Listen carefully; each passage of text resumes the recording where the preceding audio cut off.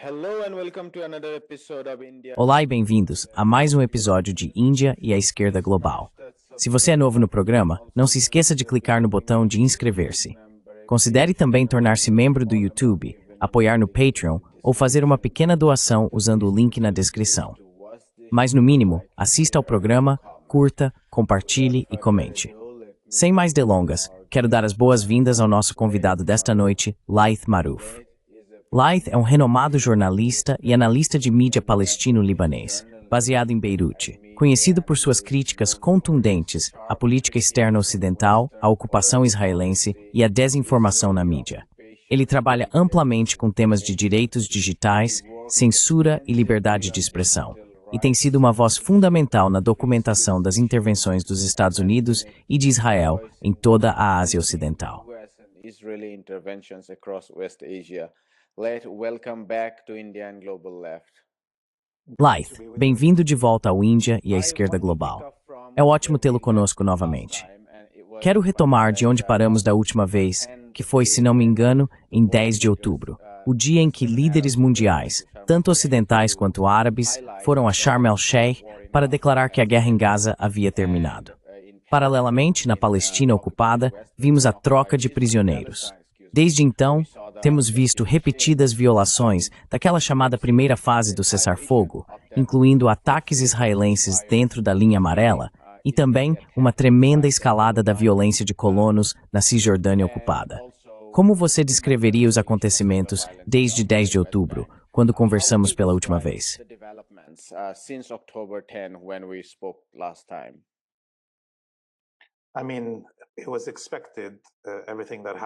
Quer dizer, era esperado tudo o que aconteceu depois, para qualquer pessoa que tenha lido a história da região ou os tratados que o Ocidente assinou nos últimos 600 anos com os povos que tentou colonizar.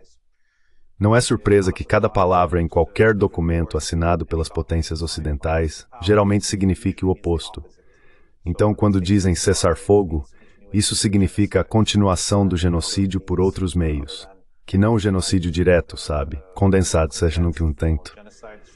E também tivemos, é claro, o chamado cessar-fogo no Líbano, sendo por quase um ano antes do cessar-fogo ser declarado em Gaza.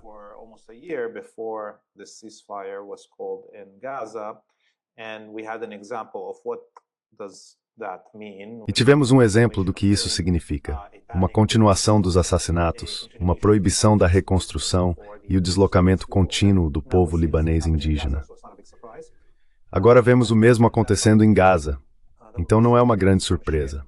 Aquele cume que vimos em Sharm el-Sheikh foi o primeiro momento em 100 anos em que todos os vassalos árabes e muçulmanos se sentiram seguros o suficiente para sair e beijar os pés de seus mestres imperiais, apoiando abertamente a supremacia judaica e a colonização da Palestina sem medo. Durante 100 anos antes disso, sempre houve algum Estado árabe central que resistia, que envergonhava todos os colaboradores e os esconder sua colaboração.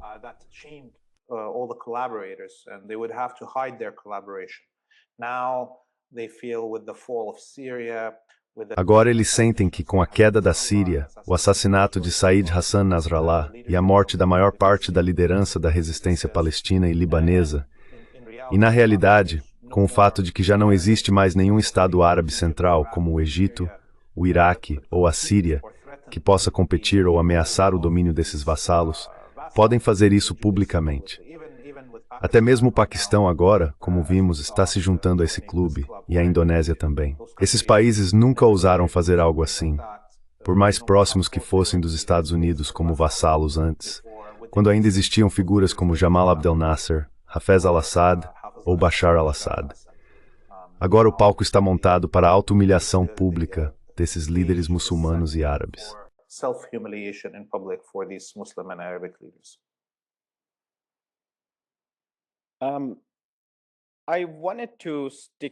Eu queria me concentrar na Palestina, mas voltarei à visão mais ampla da região. Houve muita atenção da mídia em torno desse chamado plano de paz proposto por Trump, e rascunhos foram circulados no Conselho de Segurança das Nações Unidas. Se não me engano, pode haver uma votação sobre ele amanhã. Também vimos rascunhos paralelos propostos conjuntamente por China e Rússia, que não incluem Trump e Blair como o Conselho da Paz, por assim dizer. E eles afirmaram que as forças internacionais de estabilização devem permanecer diretamente sob as Nações Unidas, enquanto a reconstrução em Gaza continua.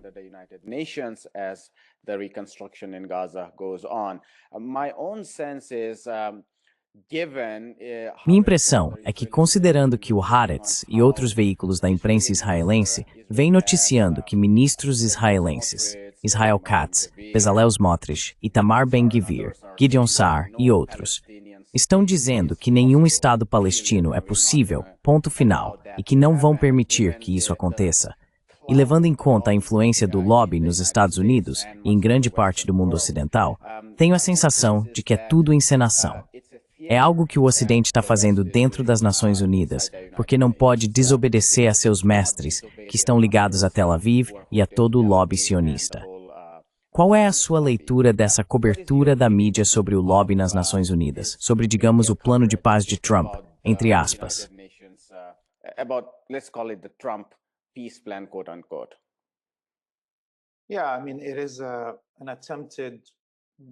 Sim, quero dizer, trata-se de uma tentativa de recolonização, não em nome da colônia sionista, mas em nome de seus patrocinadores imperialistas. Mas é claro, podemos discutir qual é o rabo e qual é a cabeça do cachorro quando se trata de sionismo e imperialismo neste momento. Mas deixando isso de lado por um segundo, esta será a primeira vez desde 1948 que, se for aprovada, pelo menos pelo Conselho de Segurança, retornaremos ao mandato do colonialismo. A Liga das Nações autorizando o colonialismo sob outros nomes, agora sendo as Nações Unidas a fazê-lo. E é claro, o povo palestino resistirá a qualquer ocupante, não importa sua religião, cor ou grupo linguístico. Eles resistiram aos britânicos, aos otomanos e aos cruzados, então isso não fará diferença.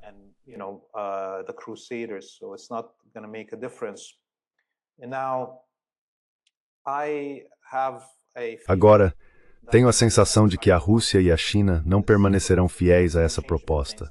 Elas podem mudar algumas coisas e remover a ideia de um domínio colonial direto por Blair como vice-rei da potência colonial, mas ainda assim, muito provavelmente, irão aprová-la.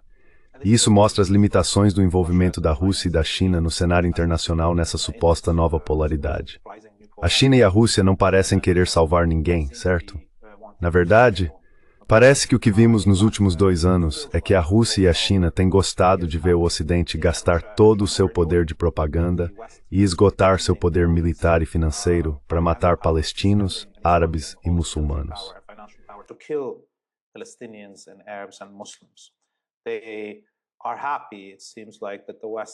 Eles parecem felizes que o Ocidente esteja se enterrando cada vez mais fundo no abismo do genocídio do povo palestino.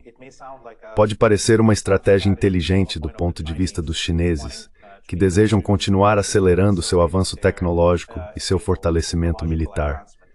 Ou pode soar vantajoso para os russos, com parte da pressão sendo desviada das linhas de frente da Ucrânia para os campos de extermínio do mundo árabe. Mas a verdade é que, se não houvesse povos árabes resistindo hoje, se não tivessem existido povos palestinos, árabes e muçulmanos resistindo nos últimos 35 anos desde o colapso da União Soviética, as hordas do Ocidente já estariam às portas de Moscou e Pequim.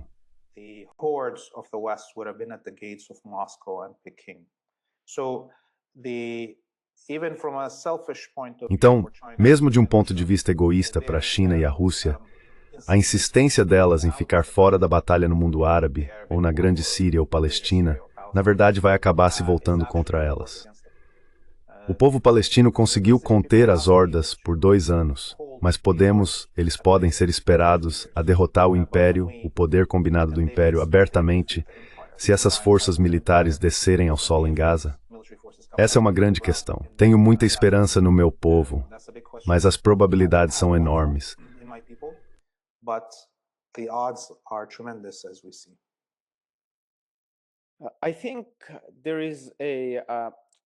Acho que há uma conexão entre o que você disse na primeira parte e o que acabou de dizer sobre a divisão dentro dos Estados Árabes, o que você basicamente chamou de colaboradores das potências coloniais ocidentais na região. E talvez haja uma ligação entre isso e a Rússia e a China.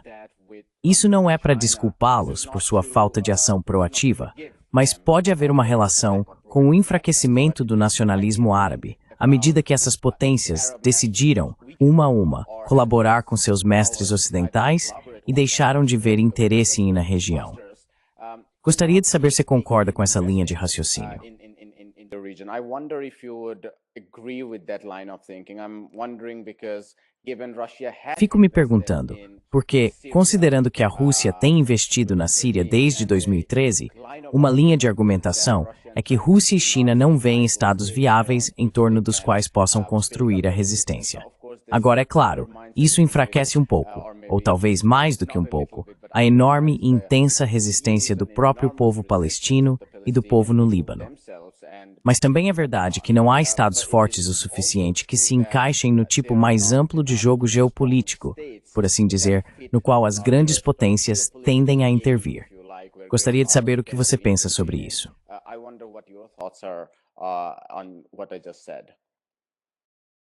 Well, it's good to give once in a Bem, while a history. é bom dar uma pequena aula de história de vez em quando, porque já se passaram 100 anos desde os problemas no mundo árabe tentando formar uma representação política árabe unificada. Political representation. A maneira como posso descrever isso é a seguinte. Antes da Primeira Guerra Mundial, se você olhar para a distribuição populacional no mundo árabe, há o Levante, a Grande Síria, e depois a espinha dorsal do Hejaz e do Iêmen se estendendo para baixo a partir da Grande Síria. Há o Vale do Nilo e as montanhas do Atlas no Grande Marrocos, ou o Maghreb, certo? O resto é deserto, pouco habitado. E o que o Ocidente fez foi entrar e abocanhar essas áreas pouco povoadas, como o que hoje são os países do Golfo, e criar estados artificiais ali que têm todo o petróleo e gás, certo? States there that have all the oil and gas, right? And any opposition to E qualquer oposição à criação desses estados falsos, ou qualquer tentativa de unificar o povo árabe, foi combatida com a maior intensidade possível. Você sabe, Gamal Abdel Nasser e os esforços de unificação árabe, o Partido Baatista na Síria, Muammar Gaddafi e seu panafricanismo, e assim por diante. O Ocidente conseguiu não apenas usar os recursos de seus estados vassalos, os estados do Golfo, no esforço para destruir qualquer unificação árabe ou algo parecido, mas também fez tudo ao seu alcance para derrotar os esforços de libertar e unificar o povo árabe. Por outro lado, mesmo no auge da era soviética, a União Soviética era cautelosa em relação à unificação árabe. Sempre foi cautelosa com isso por causa da geografia do mundo árabe. was always wary of that because of the geography of the Arabic people. If the Arabic people are unified with Se o povo árabe fosse unificado, com uma grande população, um vasto território e uma grande quantidade de recursos, e estivesse no centro do mundo, onde toda a comunicação e o transporte acontecem, então os povos árabes logicamente se tornariam o principal império. Essa é, portanto, a situação infeliz, uma espécie de maldição geográfica que o povo árabe enfrentou em comparação com todas as outras tentativas de descolonização no mundo. A União Soviética não queria que os árabes realmente se unificassem. Eles aceitavam que Gamal Abdel Nasser quase derrotasse os israelenses, ou que a Síria quase os derrotasse em 1973, mas não aceitavam que realmente os vencessem por medo do que poderia acontecer. Mesmo a unificação apenas do Egito com a região da Grande Síria, sem incluir os campos de petróleo do Golfo, já seria suficiente para criar um novo polo fora do controle tanto da União Soviética quanto dos Estados Unidos. that is out of control of either the Soviet Union or the United States. That was the curse that the Arabic people had to deal with. Essa foi a maldição com a qual o povo árabe teve que lidar. E hoje, por causa das falhas da União Soviética em sua batalha contra o mundo capitalista e das limitações que ela mesma impôs à sua solidariedade com movimentos como o Movimento de Unificação Árabe, vemos a Rússia onde está agora e o mundo árabe onde está, onde toda voz progressista, anticapitalista e anti-imperialista foi silenciada e seus países esmagados. As populações desses países foram transformadas em refugiados internacionais, certo? Onde de repente até mesmo as porcentagens populacionais no mundo árabe estão mudando. Population percentages in the Arabic world are shifting.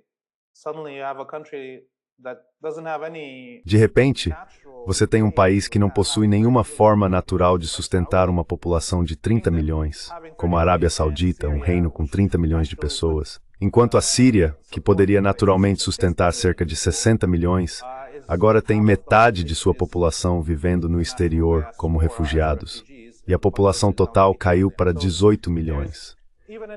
Portanto, há até um esforço para mudar a demografia do mundo árabe, conduzido pelos imperialistas. Expulsões em massa dos centros populacionais originais e a fabricação e superpopulação dos países que eles controlam. Então isso é uma espécie de lição de história para quem tenta entender. E acho que a comparação mais próxima que podemos fazer, até para analisar isso, é o que aconteceu com os povos indígenas nos Estados Unidos. to analyze this is what happened to the indigenous people in the United States. I don't know if people have watched or read Não sei se as pessoas assistiram ou leram Assassinos da Lua das Flores, sobre as tribos indígenas em Oklahoma, que se viram sentadas sobre todo aquele petróleo, e como uma série de criminosos no estilo Epstein apareceu, drogando pessoas, embriagando-as e fazendo-as assinar a cessão de seus direitos de extração do petróleo. É isso que aconteceu com a família Saud, a família Tayan e outras famílias que governam o Golfo. Esses povos originários que foram drogados e manipulados. O que vemos agora com os arquivos de Epstein revelando que Mohammed bin Salman enviou uma tenda para Epstein, apenas mostra como esses líderes desses países são pedófilos, drogados e alcoólatras, com tantos vícios que nem sequer sabem ler árabe. A maioria deles nem consegue falar o idioma fluentemente. most of these leaders even, or speak Arabic fluently. They speak like they're on drugs all the time. Eles parecem estar sob efeito de drogas o tempo todo e têm vários assessores controlando como o dinheiro deles é usado e assim por diante. E são essas pessoas com quem a China e a Rússia estão agora decidindo fazer negócios. Esses, por falta de palavra melhor, pedófilos corruptos com todos esses manipuladores sionistas por trás deles. É claro que a Rússia e a China não vão ganhar muito com isso. Não importa o que pensem que acontecendo, animal libertação, The liberation movement in the Arabic world. It reminds me, I was reading. Isso me faz lembrar, eu estava lendo Hundred Years' War, do professor Rashid Khalidi. Eu estava relendo porque vou recebê-lo no dia 19. Ele escreve sobre a história desse período, quero dizer, é uma história de 100 anos. Mas a parte inicial fala sobre o papel desempenhado pelo capital judaico na colonização da Palestina com comunidades judaicas durante os anos entre guerras. Ele apresenta estatísticas mostrando que naqueles anos, 4 vezes o produto nacional bruto da população judaica na Europa foi injetado na Palestina para povoar a região com colonizadores ocidentais. Isso preparou o terreno para a posterior expulsão em larga escala da população indígena entre 1936 e 1939, e depois, de forma massiva, metade dela, em 1948. E estou vendo coisas semelhantes agora. Quero dizer, se esse chamado plano para Gaza for adiante, o laboratório evoluiu para apovoar completamente esse reino e fraturar a nação árabe.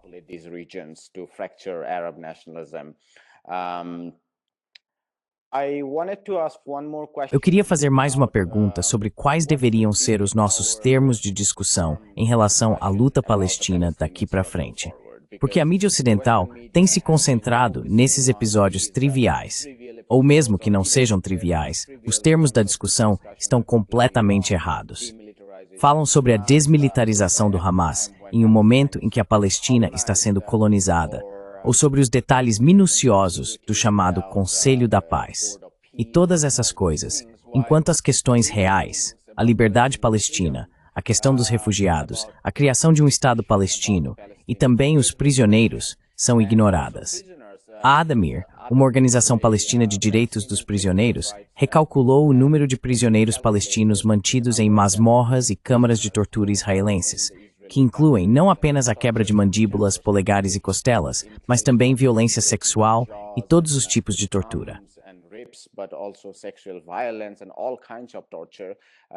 They have calculated that 9,000. Eles calcularam que 9.200 palestinos foram mantidos nessas câmaras de tortura.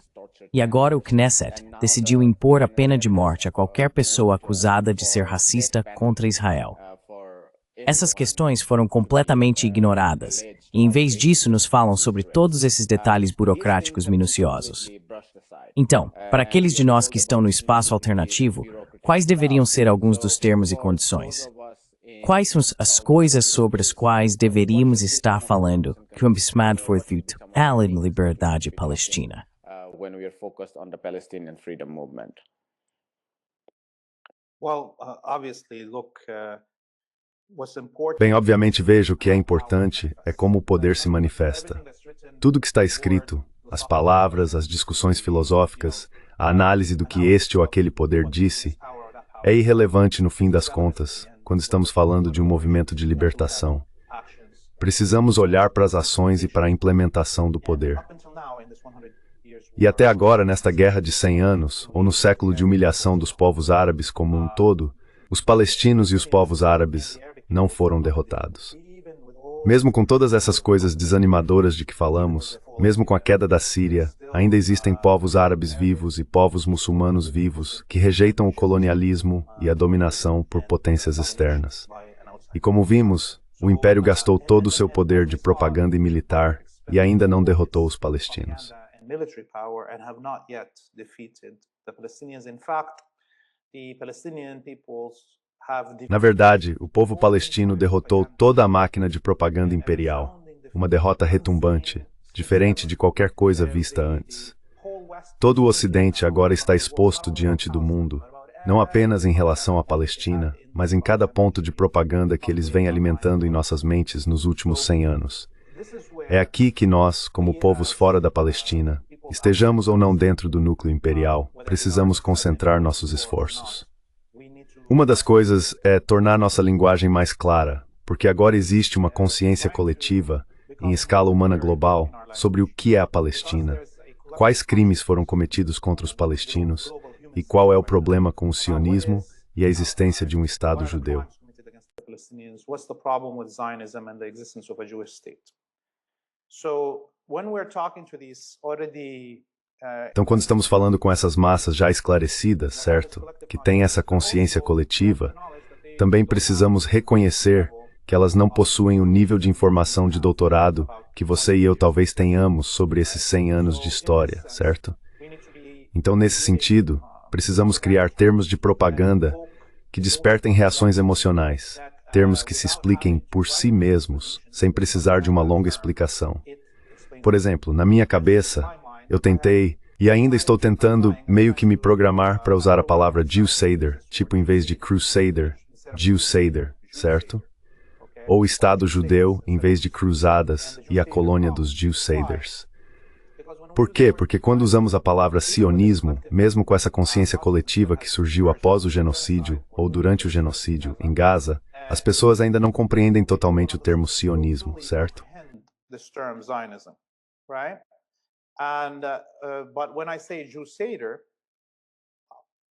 Mas quando eu digo Jewsader, isso já está entendido. Trata-se de uma ocupação estrangeira, colonização em nome de objetivos religiosos, e será genocida e envolverá a limpeza étnica. Tudo isso está contido na palavra. Não há mais debate sobre isso. Isso é uma coisa. A outra coisa que podemos fazer agora que todos concordamos que o problema é a supremacia judaica, e esse conceito de um Estado ou colônia judaica, é analisar como podemos desalojar o controle sionista sobre os governos e as elites ocidentais. Como podemos desalojá-lo? Na minha opinião, só existem dois caminhos possíveis. There's only two paths forward. Either we recapture the state. Ou recuperamos o Estado, o que exigiria de nós, como não-judeus, restringir o poder e a presença das organizações judaicas, já que todas as organizações judaicas oficiais são sionistas, o que seria autoritário e levaria a comunidade judaica, em qualquer país, talvez a fugir para a colônia sionista, reforçando de fato o processo colonial na Palestina. E o único outro caminho possível é que aqueles que se autodenominam judeus antisionistas assumam suas responsabilidades com seriedade e se revoltem dentro das instituições judaicas e do templo judaico. Até agora, todos esses judeus antisionistas têm evitado um confronto ou uma discussão interna. Vemos esses chamados judeus antisionistas falando externamente ao restante da humanidade, as populações majoritárias nos Estados Unidos, na Aber e em outros lugares, enquanto sempre vê-se um confronto da dieta dentro de suas próprias comunidades.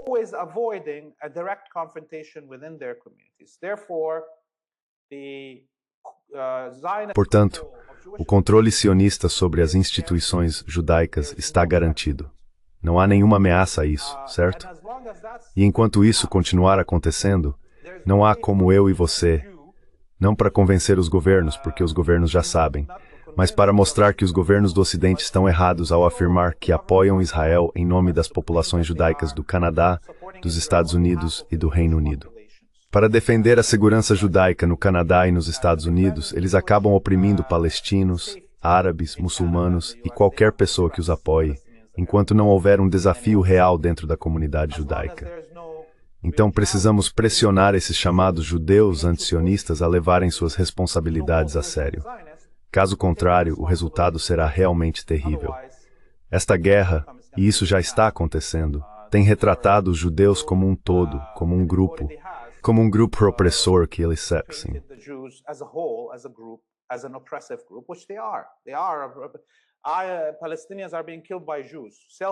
Palestinos estão sendo mortos por judeus, judeus autodeclarados.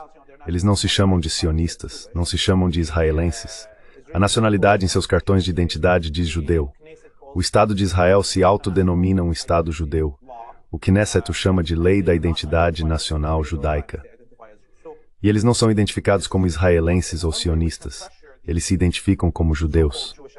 Então esse é um ponto. E uma forma de pressionarmos esses chamados judeus antisionistas é lembrar a todos que em 100 anos, desde o início desse genocídio, não houve uma única pessoa judia que pegasse em armas para defender o judaísmo do sionismo, ou para defender as vítimas do sionismo, ou da supremacia judaica. Nenhuma em mais de 100 anos. Nenhum mártir judeu. Tivemos Rachel Corries, Tom Herndals e outros. Tivemos cristãos. Rachel Corries and Thomas Handel and others. We had Christians, we had Japanese people, we had Italians, Germans. Tivemos japoneses, italianos, alemães. Pessoas negras morreram pela Palestina ou pegaram em armas pela Palestina. Mas não tivemos um único judeu que fizesse isso. Não existe um John Brown judeu que tente libertar os escravizados, o que leva a uma guerra civil nos Estados Unidos que acaba com a escravidão. Certo? Onde está esse John Brown judeu que pegaria em armas contra os sionistas e causaria uma guerra civil judaica que encerrasse o projeto sionista? Ou a supremacia judaica na terra da Palestina? Não há nenhum. Se as pessoas quiserem me dizer, bem, são tempos modernos e armas e tudo mais, ok, onde está o Oscar Schindler judeu? Em 140 anos desde o surgimento do sionismo, não houve um único judeu que tenha escondido um palestino em qualquer lugar da Palestina histórica dos sionistas.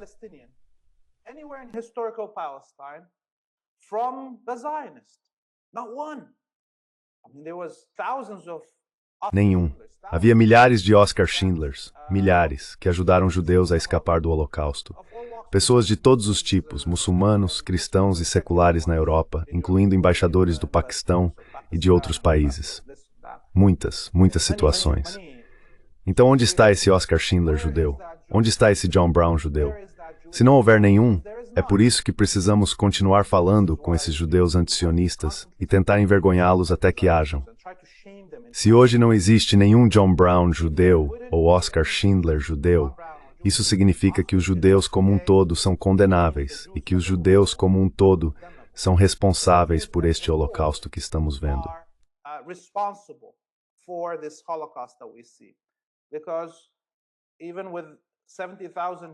Porque mesmo com 70 mil alemães pegando em armas contra os nazistas e sendo martirizados para defender os judeus, mesmo com os milhares de Oscar Schindlers escondendo judeus durante o Holocausto, já se passaram 80 anos e a Alemanha ainda paga reparações.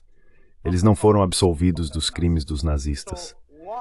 Então, por que os judeus deveriam ser tratados de forma diferente dos alemães nessa situação? Na realidade, sabe, acho que esses são os únicos caminhos possíveis para nós. Precisamos usar uma linguagem clara quando falamos com o público em geral. criar novos códigos que não exijam que apresentemos teses de doutorado para descrever o que está acontecendo na Palestina, e aumentar a pressão, não sobre os sionistas, mas sobre os judeus antisionistas, para que tomem medidas e acabem com a cumplicidade de suas comunidades nesse genocídio.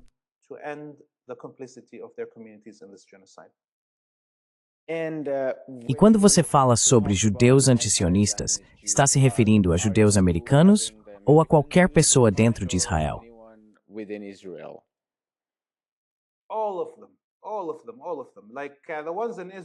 Todos eles, todos eles, todos eles. Os que estão em Israel, não posso chamar nenhum deles de antisionista porque estão bem na linha de frente, certo? E não estão fazendo nada. Nem sequer estão escondendo um palestino, como eu disse. E os que estão no Ocidente são as comunidades deles que estão sendo usadas como justificativa para o Holocausto, certo? O governo americano ou canadense diz que eles representam a voz do judeu americano ou do judeu canadense.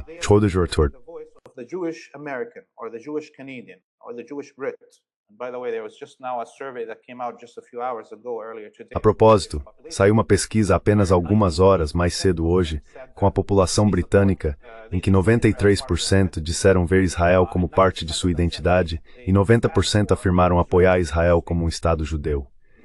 Esse é um número condenável e mostra por que é problemático que judeus antisionistas no Ocidente estejam apenas falando com a maioria da população e se recusando a olhar para dentro. Quero dizer, poxa, houve milhares de judeus que pegaram em armas na Espanha para lutar contra os fascistas. Você sabe como se chama o ditador da Espanha, Franco. Milhares de judeus pegaram em armas ao lado da União Soviética contra os nazistas. Centenas de judeus desceram para...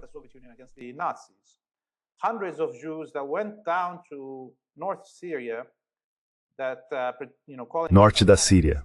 Aqueles, você sabe, que se autodenominam anarquistas, que pegaram em armas ao lado dos curdos, sob a bandeira da CIA.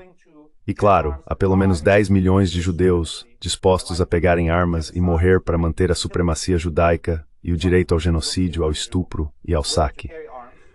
Mas não vemos um só judeu disposto a pegar em armas contra outro judeu para impedir os genocídios e as guerras cometidos em seu nome. Não vemos um só judeu disposto a morrer para defender o palestino. Essas são grandes interrogações. O que isso significa para essa ideia de judaísmo antisionista, se é apenas discurso e nenhuma ação? Como posso eu, como palestino, justificar para mim mesmo aceitar que isso é suficiente?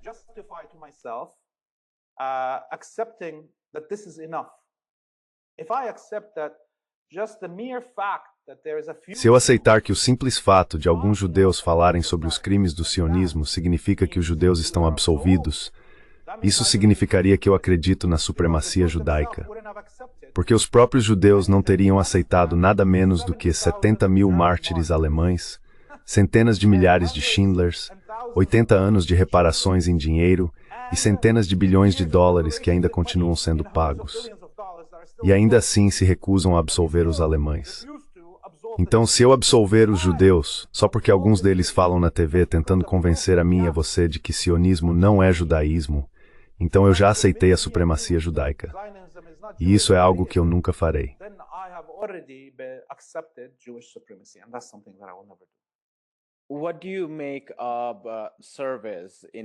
O que você acha das pesquisas nos Estados Unidos que indicam uma mudança significativa na opinião judaica, especialmente entre os jovens da comunidade, sobre as ações do Estado de Israel em relação ao genocídio, e também sobre o crescimento de grupos como o Jewish Voice for Peace, que mobilizou milhares de judeus em cidades como Nova York e em outras partes dos Estados Unidos contra o genocídio? Qual é a sua leitura desses acontecimentos nos Estados Unidos?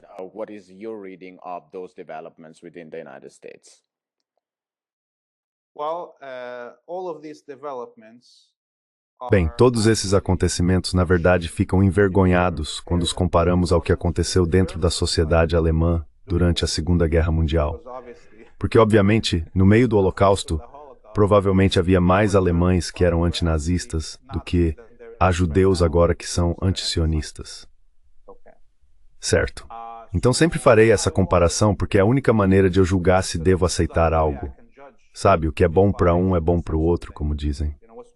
E não aceitarei nada menos do que o outro recebeu. O ganso judeu recebeu. Certo. Então isso é uma coisa.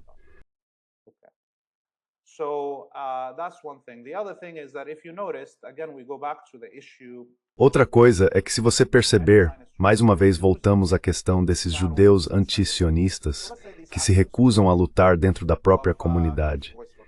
Então, digamos que essas ações do Jewish Voice for Peace, ou do Alternative Jewish Voices, ou de qualquer organização que seja, em qualquer país, todas as ações que eles realizaram foram em espaços públicos. Manifestações na Times Square, bloqueando o sustento de americanos comuns, protestos no escritório de um congressista, certo? Eles nunca fizeram manifestações dentro de um centro comunitário judaico ou de uma sinagoga. Eles nunca foram tentar ocupar a IPAC. Então por quê? Por que isso acontece?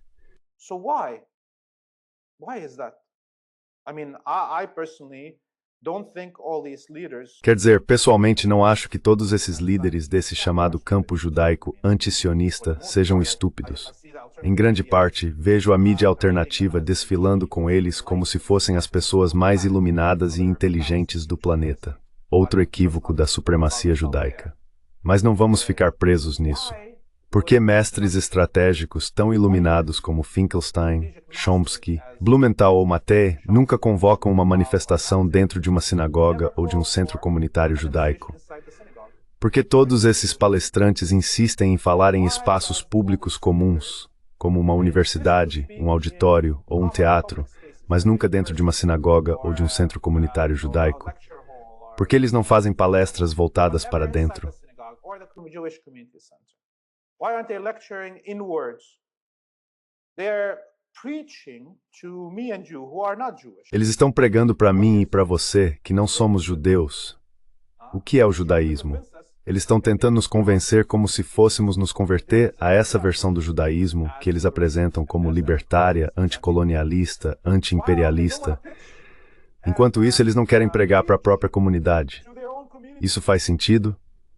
Claro que não, eu não acho que eles sejam burros, então estão fazendo essa escolha. Pessoalmente, depois de pensar sobre isso, eles estão decidindo, eu não vou travar essa luta. Não me importa o que os judeus pensam. Quero que o resto do mundo pense melhor sobre o judaísmo. Mas na realidade, as ações do judaísmo não mudaram.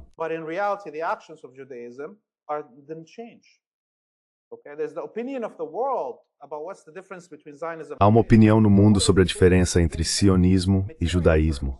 Mas o que é o judaísmo em termos materiais? Como ele se manifesta em termos materiais? Está se manifestando como supremacia judaica, como genocídio, como traição, como pedofilia, todas essas coisas, é assim que está se manifestando. Então acho que, de certa forma, até agora, o campo antisionista conseguiu uma coisa: moderar nossa raiva em relação às instituições judaicas como não-judeus. Essa é a única coisa que conseguiram, diminuir o fogo em nós contra nos levantarmos e fazermos uma manifestação dentro de uma sinagoga, certo?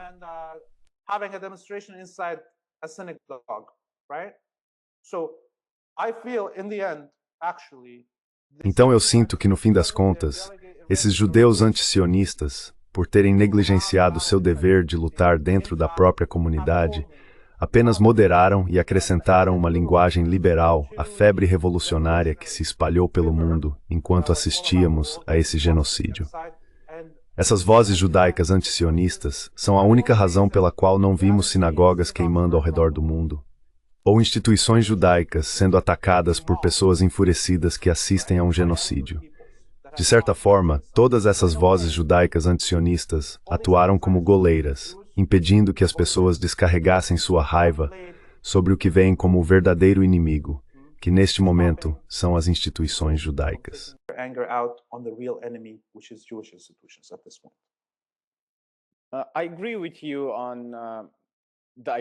Concordo com você que a ideia de que 4 ou 5, ou talvez 10, judeus antisionistas sejam a principal voz da resistência é absolutamente absurda.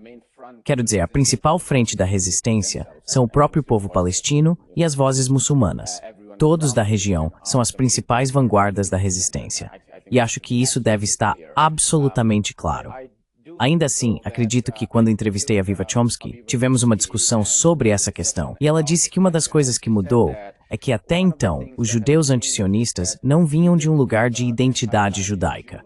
Ou seja, sua posição dentro da comunidade era muito, muito marginal. Their position within the community was very, very marginal, and she was talking about her father Chomsky. E ela estava falando sobre o pai dela, o próprio Chomsky, mas também sobre Finkelstein e outros que você acabou de mencionar. Mas ela disse que desta vez parece haver algo diferente. Estamos vendo rabinos como Arthur Green, rabinos como Brian Rosen, que mobilizaram mais de 1000 rabinos para assinar contra o genocídio. E de fato vimos mobilizações em sinagogas desta vez. Embora nada do que você disse esteja errado, que são principalmente, você sabe, a Times Square e todas essas praças públicas e campi universitários que têm sido os espaços mais importantes de mobilização, não é algo exclusivamente judaico.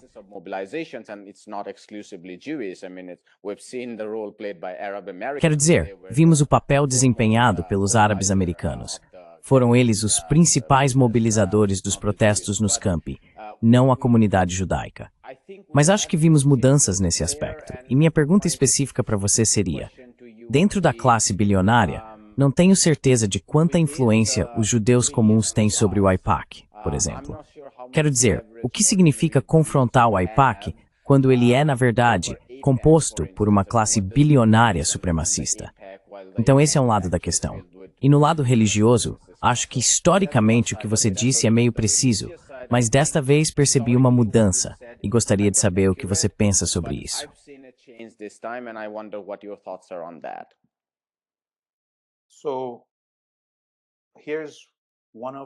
Então aqui está um dos grandes problemas que sempre tentamos evitar quando falamos sobre judeus antisionistas. Existem indivíduos como Chomsky, Finkelstein, Blumenthal ou Mati, que provavelmente, durante a maior parte de suas vidas, nunca puseram os pés em um templo ou sinagoga, mas ainda assim se autodenominam seculares. Mas ao mesmo tempo, querem se chamar de judeus. Então, de certa forma, esses chamados judeus seculares estão reforçando a racialização. Eles fabricaram... Bem, você sabe, toda ciência racial é pseudociência.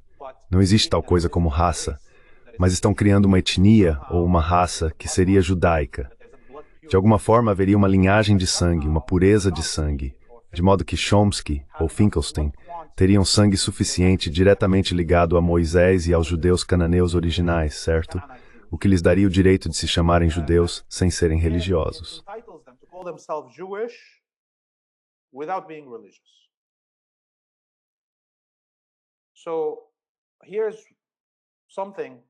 Então, aqui vai algo sobre esses supostos judeus seculares. Eles têm uma escolha diante de si. Ou param de se chamar de judeus, ponto final. Na minha opinião, a partir de agora, você não pode, como um judeu secular que quer lutar contra o sionismo, se chamar de judeu. Porque se fizer isso, estará enfatizando metade do problema. Essa ideia de que existe uma raça judaica, que eles têm uma pureza de sangue, que lhes dá o direito de tomar a Palestina de seus habitantes. Entende? Esse é um dos principais problemas que nós, palestinos, sempre tentamos evitar, justamente porque isso deixa as pessoas confusas. Mas essa é a verdade. Eles precisam ou parar de se chamar de judeus, ou readotar o ritual religioso, ir à sinagoga e debater com outros judeus sobre o que é o judaísmo. Não venha me dizer o que é o judaísmo. Eu não sou judeu. Na verdade, não me importo com o que o judaísmo é. Certo? Então esse é um ponto.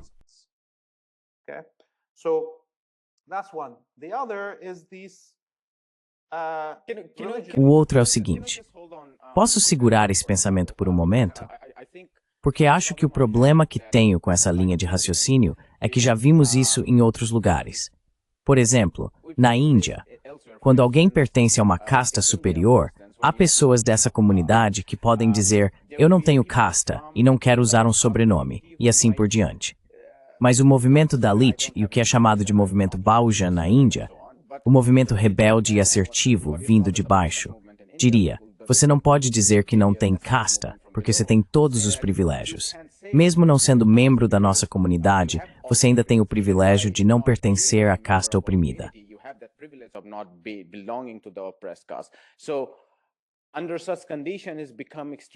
Nessas condições, tornou-se extremamente difícil declarar que você não pertence à casta superior. É como, nos Estados Unidos, seria problemático para qualquer pessoa branca dizer, eu não sou branco. Da mesma forma, se vozes judaicas proeminentes, por não serem religiosas, e eu posso ter uma conversa com você sobre se elas fizeram o suficiente para confrontar sua própria comunidade lá, acho que concordo com você. Mas dizer que, por não acreditar nos rituais religiosos, eu simplesmente renunciaria à minha identidade judaica. É em si um problema, porque a identidade judaica também vai além da religião, não é? Okay, so I agree with you on the first part. Ok, então eu concordo com você na primeira parte, quando você fala sobre o sistema de castas e a branquitude, e como não se pode escapar disso, e sobre privilégio e classe. Mas na realidade, Finkelstein ou Chomsky são, sabe, brancos germano-eslavos. Então, mesmo que digam não sou judeu, eles ainda manterão sua branquitude, que é o verdadeiro problema, certo? Nós entendemos que o sionismo é apenas um desdobramento da supremacia branca, do imperialismo branco e do colonialismo, com características judaicas e o uso da mitologia do judaísmo para justificar essa supremacia branca, certo? Então eles podem negar que são judeus porque é uma religião, mas nunca poderão escapar de sua branquitude. Isso é verdade. Você e eu podemos nos converter a qualquer outra religião. That's true. Me and you can convert to any other religion. Like you are Indian and you can become Christian. Tipo, você é indiano e pode se tornar cristão, certo? Ou pode se tornar muçulmano, ou zoroastrista, ou hindu, ou budista. Mas sua casta não vai mudar. Está correto? Sim. Vê a diferença? Há uma diferença. A casta versus a religião versus o código de cor que temos, certo? Então talvez digamos que você seja um indiano de classe alta e se converta ao cristianismo. Ainda assim não vai ser chamado de branco, mesmo que viva no Reino Unido por 3 gerações. Ok? Mas Finkelstein pode até mudar de nome e de repente ser George, e isso vai passar numa boa. E ele não vai perder nenhum de seus privilégios, talvez um pouco, já que agora o ápice da supremacia branca é a supremacia branca judaica. Now the apex of white supremacy is Jewish white supremacy. So that's where I disagree with you on this. É aí que eu discordo de você sobre isso. E quando falamos dos judeus religiosos antisionistas, também há uma limitação aí, porque a grande maioria desses judeus religiosos antisionistas nos dizem que são contra a criação de um Estado judeu agora porque o Messias ainda não veio para criá-lo. Mas eles estão esperando o Messias. E quando o Messias vier, estão dispostos a participar da limpeza étnica dos palestinos e da criação de um Estado judeu na terra da Palestina. Então isso é uma coisa. E novamente nós, como palestinos, evitamos falar sobre isso, porque queremos que esses judeus antisionistas, os judeus religiosos, fiquem com suas vestes religiosas e queimem a bandeira israelense.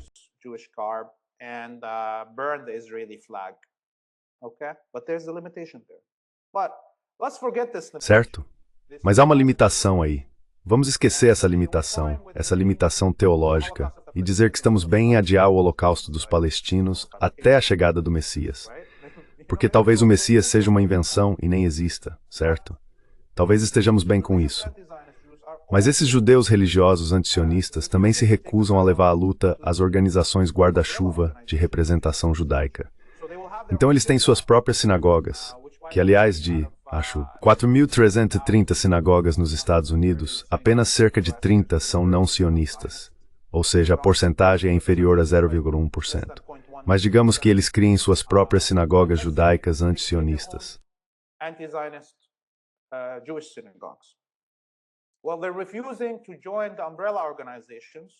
Bem, eles estão se recusando a se juntar às organizações guarda-chuva, onde poderiam debater e lutar com os sionistas pelo controle das organizações judaicas oficiais. Esse é um ponto. O segundo é que a maioria desses religiosos antisionistas se declara pacifista. Certo, então eles nunca pegarão em armas. Tudo bem, eu posso aceitar isso. Mas como indiano, tenho certeza de que você se lembra de que há muito o que se pode fazer sem pegar em armas. Usando métodos pacifistas, que colocam sua vida em risco e forçam o inimigo a agir como um animal, criando uma cisão na sociedade. Lembramos, é claro, da grande marcha do Sal de Gandhi, quando ele disse aos trabalhadores indianos para marcharem rumo à morte certa, manterem as mãos abaixadas, serem alvejados e continuarem andando até romperem a linha e chegarem ao mar para fazer sal. Break the line and reach the sea to make salt. All right. Well, now show me a Jewish Certo. Bem, agora me mostre uma marcha judaica para o sal, uma marcha de sal.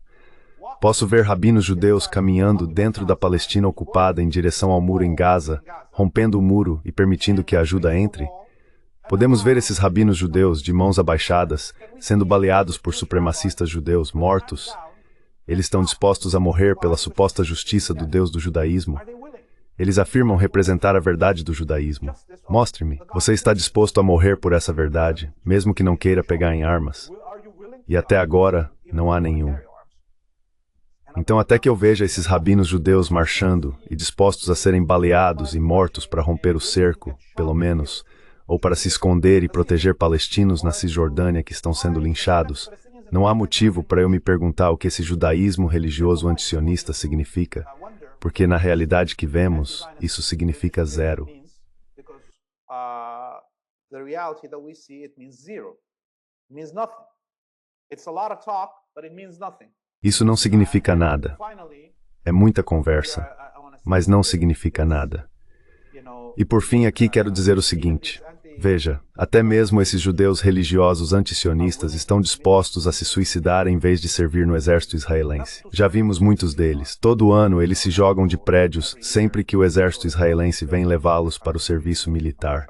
Eles estão dispostos a morrer, a se suicidar, para não participar do genocídio. Mas não estão dispostos a morrer para impedir o genocídio. Esse é outro fator chocante.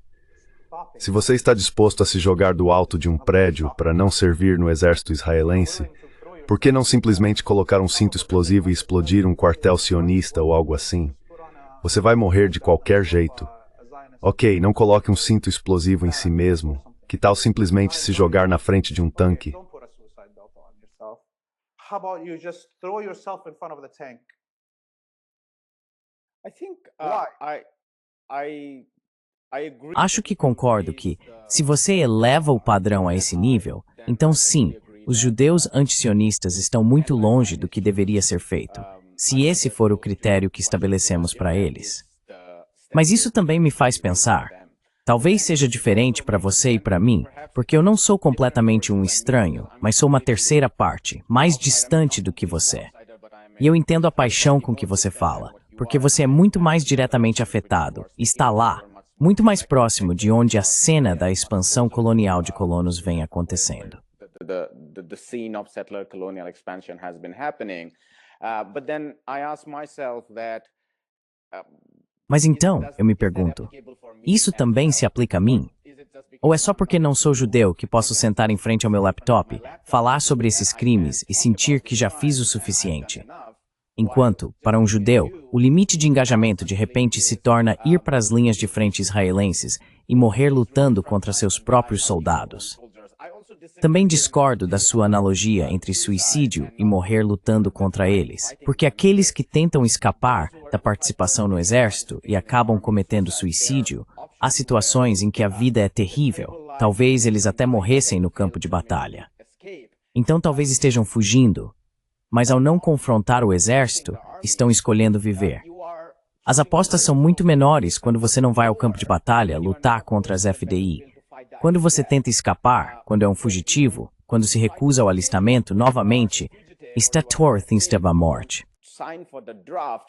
Again, you are trying to escape death. So what I'm saying is that I don't O que estou dizendo é que não acho que fugir do alistamento ou do recrutamento seja realmente abraçar a morte, como se pode comparar a se explodir como um homem-bomba.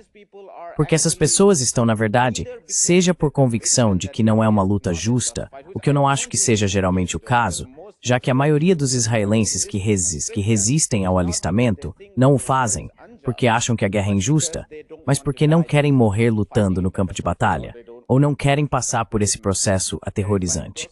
Então há essa discordância aí. E eu me pergunto, esse tipo de exigência tão alta é só para os judeus antisionistas ou é para todos nós? Jews, or is it for every one of us?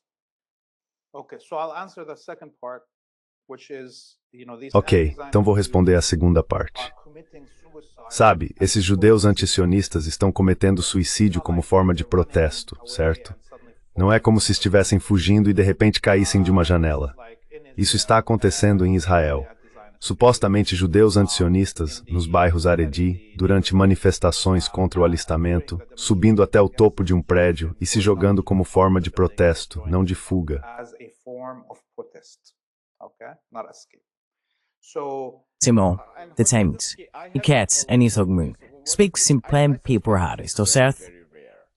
Am I correct? Isso acontece pelo menos a cada 2 anos. Certo. Então não estou dizendo que... Quero dizer, para mim já seria suficiente se a cada 2 anos um judeu antisionista desse a própria vida para fazer um ato de protesto contra o genocídio. Quero dizer, nem sequer tivemos um único judeu que tenha se imolado, tipo, se incendiado, para protestar contra o genocídio. Já vimos pessoas brancas nos Estados Unidos, como Adam Bushnell. Sim, já vimos até pessoas brancas fazerem isso contra a guerra do Vietnã. Então é aí que entra o padrão. Bem, a outra coisa sobre esse padrão é o seguinte, veja, eu entendo perfeitamente o imperialismo e o capitalismo. Eu sei que vivemos em um mundo capitalista e imperialista. Sei, por exemplo, que, digamos, o governo indiano é parcialmente responsável pelo genocídio que está acontecendo em Gaza, seja enviando armas, comprando armas dos sionistas, ou enviando trabalhadores contratados colônia sionista para a lacuna deixada classe trabalhadora palestina.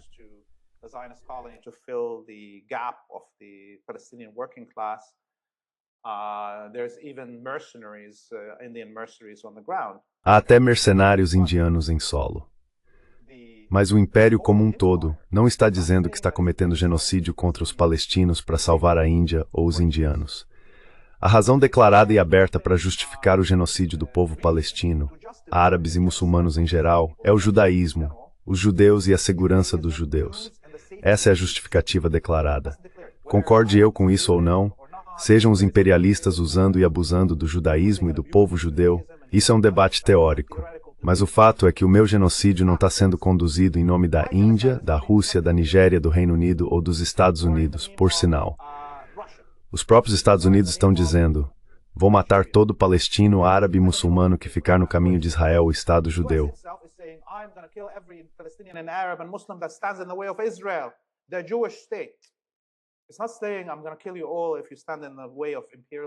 Não está dizendo, vou matar todos vocês se ficarem no caminho do imperialismo e do capitalismo. Então há um nível de responsabilidade e culpa que o diferencia. Esta é a espada e o escudo que os imperialistas e capitalistas estão usando para realizar um genocídio. A espada é o judaísmo e o escudo é o judaísmo. Certo? Então agora, isso absolve o povo indiano dos crimes do Estado indiano em sua colaboração com o genocídio? Claro que não. Claro que não. Mas a sua culpa como indiano, sendo a imensa maioria do povo indiano oprimido e miserável como eu, é a responsabilidade deles tão grande quanto a de um judeu sentado em Nova York. Não é. Não é. Eu não posso comparar as duas coisas.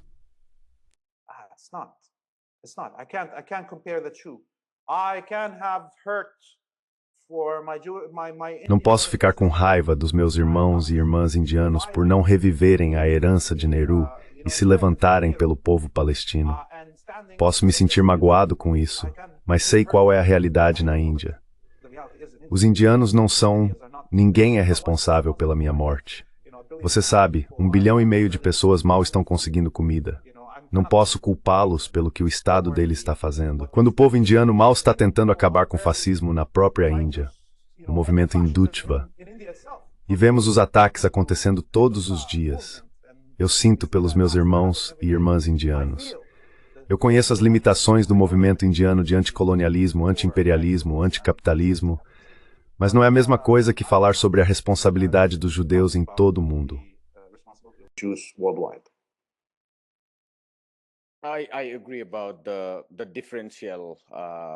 Concordo sobre os diferentes níveis de responsabilidade. Concordo com o ponto analítico aí. Não tenho certeza se podemos concordar ou se você pode definir qual é exatamente a linha. Se é suficiente apenas quando alguém vai para a linha de frente e morre ou não. Acho que talvez nenhum de nós consiga fazer isso, ou talvez você tenha mais clareza sobre isso na sua mente. Vamos encerrar por aqui. Foi uma ótima conversa, e conseguimos nos afastar um pouco da geopolítica, ou talvez nem tenhamos nos afastado, mas foi uma conversa fantástica. Eu gosto, bem, nem diria de discordâncias, mas gosto de buscar clareza de pensamento, e não procuro necessariamente conversar com pessoas que pensam da mesma forma. Foi um prazer e um privilégio tê-lo aqui.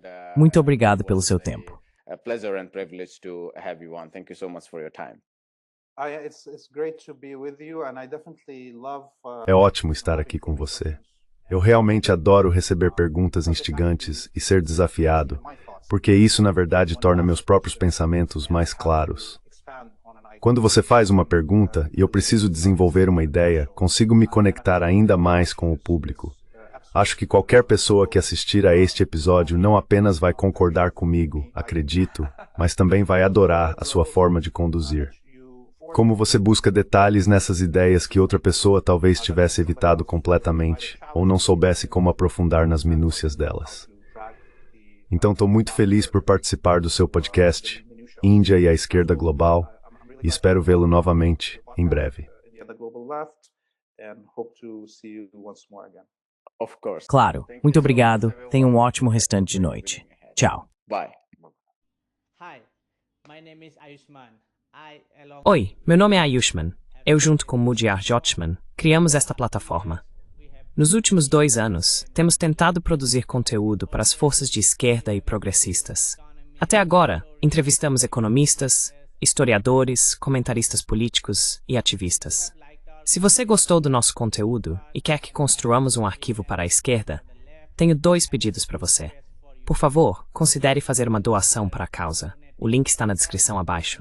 E, se não puder, não se sinta mal. Você sempre pode curtir nossos vídeos e compartilhá-los com seus camaradas. Por fim, não se esqueça de clicar no botão de inscrever-se. Don't forget to hit the subscribe button.